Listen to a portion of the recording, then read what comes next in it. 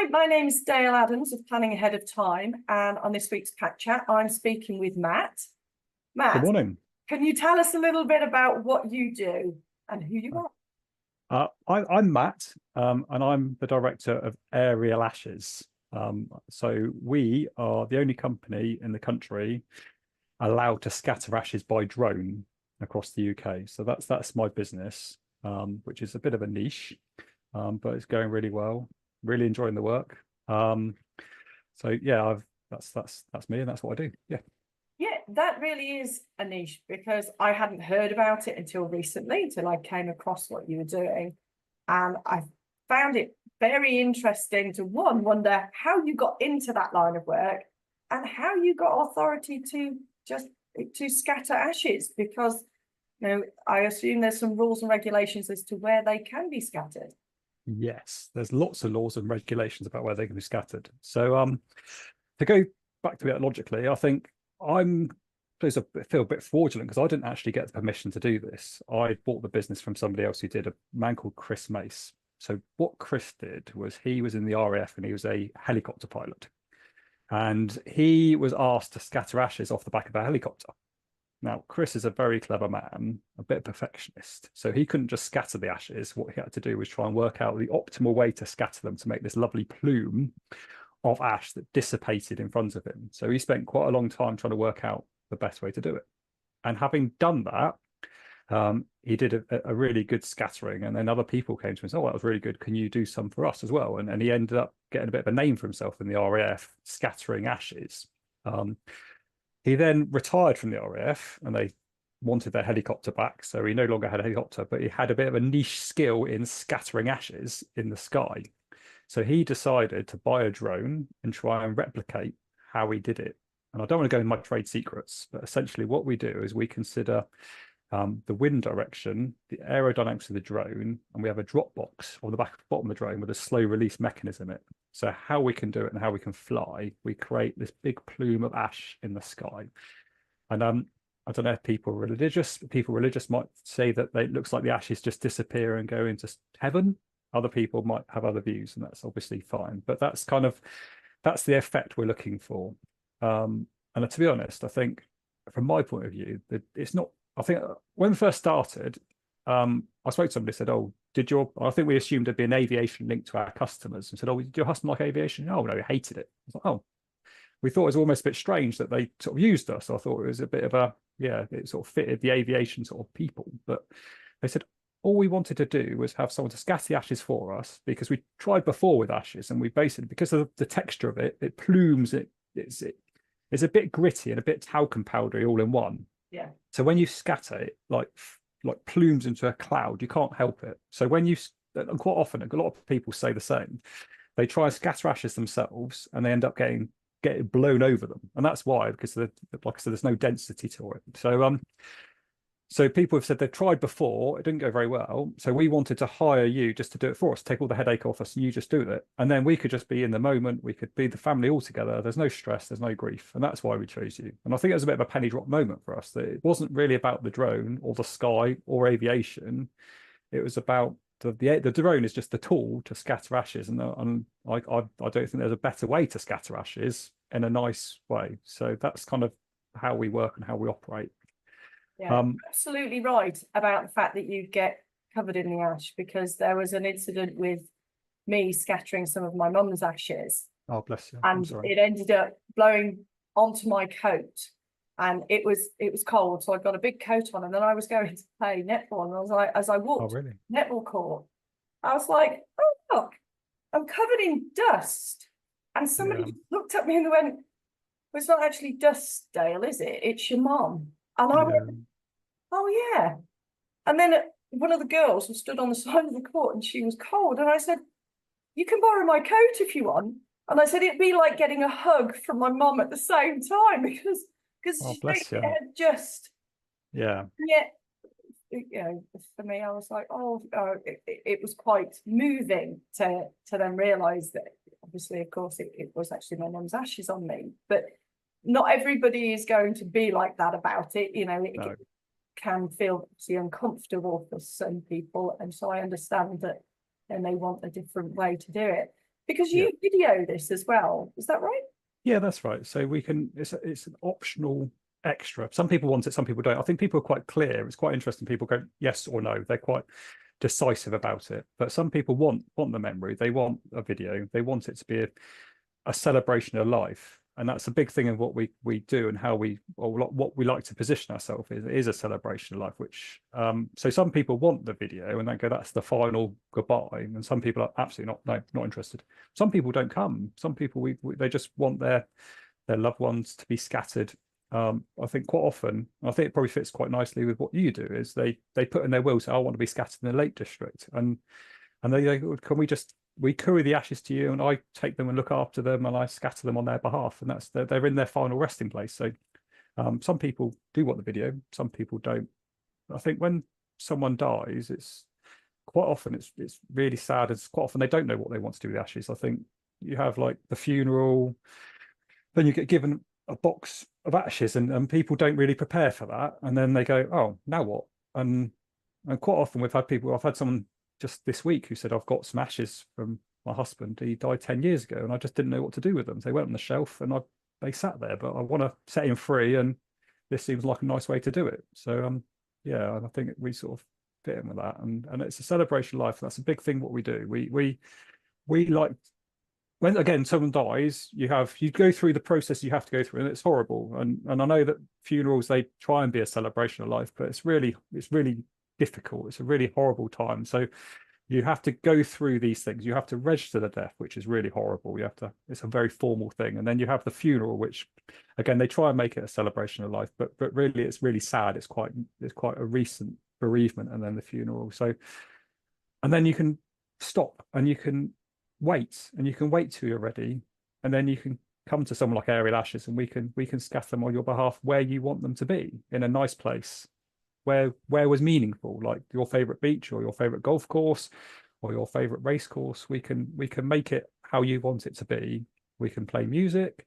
Like I said, we can do it first thing in the morning. Some people take a drink, some people want a picnic, some people want refreshments afterwards. It's very much, like I said, your ceremony in a really nice way, how you want it to be. And because it's your special place, hopefully it is a celebration of life, and hopefully it is like where, like I said, the first one we did, and what I really bought into the business with was a lady. She was Brighton. She said that she arrived. This was the first time I filmed for Chris doing the ashes. He was doing it. I said, I'll come and help. And she arrived in the morning with a bag with a box of the ashes in it. She hadn't slept, clearly. She was nervous. She was worried. She was grieving. She was upset. And then we scattered the ashes, and she said, I want it to be in Brighton because that's our special place. We used to go there all the time. We used to have fish and chips on the pier. This was like this is where we did. This is where we came. It was our nice place to go. So I wanted him scattered in the sea off Brighton. So we did the scattering. We did it really nicely. And then she was like a different person. And she came back and she said, I want to move to Cyprus. And I couldn't do it because I've still got him and I can't leave him. But now I can. Now I could. This gives me closure. I can now go to Cyprus and I can move on. And I said to Chris, that's amazing. And he said, that's fairly normal. That's generally the reaction he gets. And she was ready to let go. And that's not completely. She's still got her special place. She can still go back to Brighton. She can still sit there on the bench. She can still remember those times. But she can also walk away from that, and she can move to Cyprus, and she can get on with her life a little bit. So I'd like to think we can offer that sort of closure.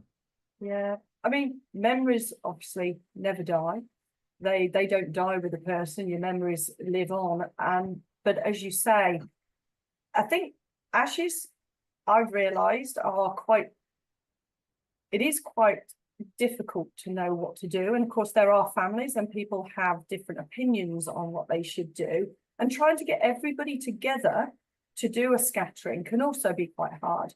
My mum, it was the anniversary of my mum's death yesterday, and we actually scattered the final I was going to say the final pieces of ashes, but it's not that, but her final ashes. So we've done ours in parts for various reasons. It's been our family reasons, and that's what we've done. But I know there are people that are waiting, if you like, to try and get everyone together at the right time in the right place, and that can be very difficult.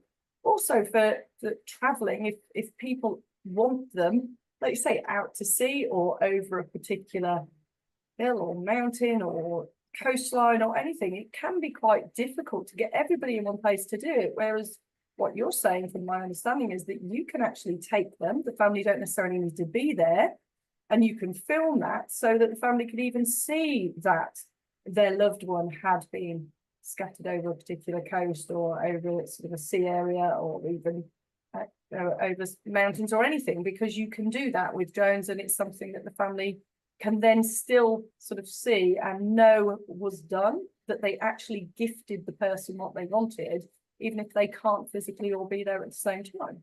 Absolutely. And yeah, scattering in the sea is a really good example, because not everyone, you could get a boat, but some people get sick on a boat, and some people don't want to get the risk of covered the plume of ash like we talked about. But some people, like I said, you don't want a mature widow having to go on a boat out to sea. They don't want to do that. So the whole family can be on the beach and watch from there together in a nice way. And it's very accessible. So we can find somewhere that, like I said, that they can stand and they can be together. And like, sometimes we work with some hotels where they can literally sit there having a cup of tea while we do it. It's like we can offer them what they want. So it's very accessible. And I think you make a really good point. We can, quite often people come to us with some ash. They want to do other things with some of it, and then they have some remaining ash, and they're not quite sure what to do with that. So sometimes, we just scatter a small amount. That's fine, of course, as well.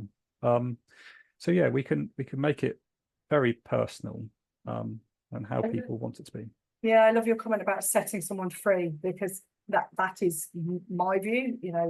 That I didn't want my mum to be contained for a long period of time. I wouldn't want to be in a container for a long period of time. And I think it sounds beautiful. I know that you've got some pictures that we're going to put up at the end of this Hack Chat when it goes up online, but you're also on the news. Yes, I was on the news. Yes. So yeah, it escalates quite quickly. So we did a scattering of sandbanks, and the picture came out really nicely, of a sandbanks picture with the drone, and I put that on Facebook with the permission of the family, and then Facebook commented, it went a bit mad on Facebook, a bit viral, and then the local news picked up on it, and they said, can you have a little chat? So we had a little chat, and then the Daily Mail then got hold of the story. I thought, this is amazing, brilliant. And then I had an email one evening saying, can you come on BBC Breakfast tomorrow? So I was like, oh, yes, I can. So so I ended up being interviewed on BBC Breakfast, which was a very strange experience. You basically look at a black screen, and you can hear the studio in the background and people talking, and then suddenly they go, and we're talking to Matt Young of Aerial Ashes, and they go, yes, hello, right, yeah, and then you're live on the TV, and then you have a little chat, and they go, well, thank you very much, and then literally that was it, and you get cut off, and it's finished, and it's like I said, I was a bit like rabbit headlights, looking up, going, oh, I think that's it, I've been on the telly. So it's my first time of being on national TV, which was an interesting experience, but yeah, really good. Yeah, I'm now doubly honoured that you've come on to chat with me, because I think this was all booked in before that all happened, I believe. But it's doubly honoured that you still kept this commitment, now that you're suddenly becoming a little bit more famous with it. Oh, of course. No, please. I'm not famous at all. No, absolutely not. Although I did have one person that I semi-knew say, did I see you on the telly this morning? I was like, yes, you did. Thank you. But so far, only one, and he pretty much knows me anyway. So I'm definitely not famous. To be honest, it sounds like it should be on the TV. It sounds like it should be something that's national, because you obviously are doing a fantastic service for a lot of people, and compassionately and caringly. And I think that's very much come across in the way that you speak about it, that this is very much a heart-led business. You're doing something that is to help and heal, because, as you say, death and loss is extremely difficult, and this is giving something back. It's something that people can then have as a way of honouring and celebrating that person in a nice way, whether they video or not. Yeah, and it's really, really powerful. And we're on Trustpilot, we're on Google, we've got Google reviews, and our reviews, I'm so proud of them. Quite often I literally just read them, because our customers, I think, say it better than I could, and they talk about the closure it gives them. They talk about the ceremony. They talk about the no stress for them at all. They talk about it feels spiritual when they're released, and it's a really difficult time, and it's really nice to be able to help people, and it's really nice to actually, and I genuinely feel like I make a difference to people. I really do, and that's lovely. And I think you made the point earlier that about getting people all together. It's really, really difficult. We did I don't know if they'll thank me for saying it or not. We did a scattering a little while ago. It was a very short notice, and they said we want them scattered in Scotland, by St Andrews, and it was a very specific place. This is weather up there was a bit difficult anyway, and essentially the family were 4 consultants in the NH, or from 3 from the NHS, and one of them worked in Europe as well. So we had 4 very busy people with very busy calendars trying to coordinate and the weather and get to Scotland to scatter the ashes. And like I said, I ended up working bank holiday, and it was all, by a military base as well, of course. So you needed special permission to do it, and you needed Police Scotland permission. Like, it was literally a day's work trying to get the permission on a bank holiday to actually get everything in place to be able to do it. And then the weather cancelled it. And then I said, we all managed to work our diaries out a little bit to get it done the next day. And I think they were over the moon that we achieved that. But yeah, we try and be as flexible as we can. Sometimes it's impossible. We have limits where we can't fly because it wouldn't be safe, and we can't ever breach that. We couldn't. We wouldn't take risks. Safety is paramount. But whenever physically possible, we would always try and meet the requirements of people, because we know how important it is to them. Well, that certainly sounds like an above and beyond service that you're offering there, Matt, which is fantastic. It's what people want and need, isn't it? Especially when it's at such a difficult time, and it's something that is so important. Yeah, it's really, really important to people. And I think that's, like, we sort of talk about the stories about getting covered in ash. There's so many people come to us, and some of them, like, some people laugh and think it's almost a bit amusing, but some people really don't. And I spoke to someone who, they tried to scatter their dad in the sea, and they ended up on a paddle board, and she said she was trying to paddle against the waves with her dad in an urn between her knees, and she said, well, not getting knocked off while the family were watching. She said it was horrendous. Like, and yeah, I think we try and take all the stress away from people, and we try and, like I said, we make it, I think, nice. And it's, like I said, I'm really proud of what we do. No, it sounds fantastic. Thank you so much for coming on and talking about it. As I say, we're going to put some pictures up so that people can have a look. But how do they contact you if they want to find out more about what you do? Oh, before we finish, so obviously you've talked about Scotland, you've talked about Sandbank, so I'm assuming you do the length and breadth of the UK. Well, yes. Yes, we do. Yes, I've got a little map of where we've been, and it's pretty much everywhere. Yes.